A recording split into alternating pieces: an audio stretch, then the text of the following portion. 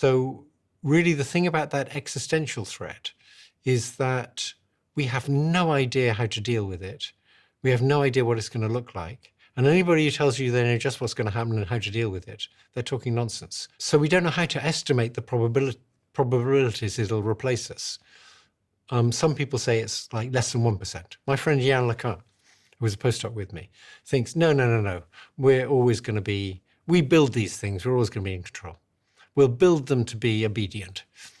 And other people, like Yudkowsky, say, no, these things are going to wipe us out for sure. If anybody builds it, it's going to wipe us all out. And he's confident of that. I think both of those positions are extreme. It's very hard to estimate the probabilities in between. If you had to bet on who was right out of your two friends? I simply don't know. So if I had to bet, I'd say the probabilities in between, and I don't know where to estimate it in between. I often say 10 to 20% chance they'll wipe us out, but that's just gut, based on the idea that we're still making them, and we're pretty ingenious. And the hope is that if enough smart people do enough research with enough resources, we'll figure out a way to build them so they'll never want to harm us. Sometimes I think if we talk about that second path, sometimes I think about nuclear bombs and the invention of the atomic bomb and how it compares. Like, how is this different? Because the atomic bomb came along, and I imagine a lot of people at that time thought our days are numbered. Yes, I was there. We did. Yeah, but we're still here. We're still here, yes. So the atomic bomb was really only good for one thing, and it was very obvious how it worked. Even if you hadn't had the pictures of Hiroshima and Nagasaki, it was obvious that it was a very big bomb that was very dangerous. With AI, it's good for many things.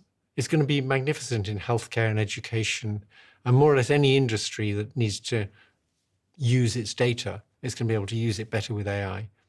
So we're not going to stop the development. You know, people say, well, why don't we just stop it now? We're not going to stop it because it's too good for too many things. Also, we're not going to stop it because it's good for battle robots, and none of the countries that sell weapons are going to want to stop it because it's good for battle robots, and none of the countries that sell weapons are going to want to stop it. Like the European regulations, they have some regulations about AI, and it's good they have some regulations, but they're not designed to deal with most of the threats. And in particular, the European regulations have a clause in them that say none of these regulations apply to military uses of AI. So governments are willing to regulate companies and people, but they're not willing to regulate themselves. It seems pretty crazy to me that I go back and forward, but if Europe has a regulation, but the rest of the world doesn't, aren't we Yeah, just it puts putting them at a ourselves competitive disadvantage. Yeah. So And we're seeing this already. I don't think people realize that when OpenAI release a new model or a new piece of software in America, they can't release it to Europe yet because of regulations here. So Sam Altman tweeted saying, our new AI agent thing is available to everybody, but it can't come to Europe yet because there's regulations. yes. What does that do? That gives us a productivity disadvantage?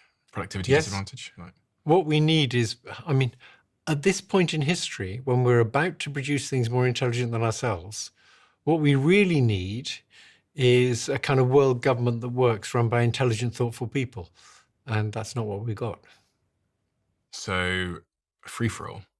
Well, what we've got is sort of, we've got capitalism, which is done very nicely by us. It's produced lots of goods and services for us. But these big companies, they're legally required to try and maximize profits.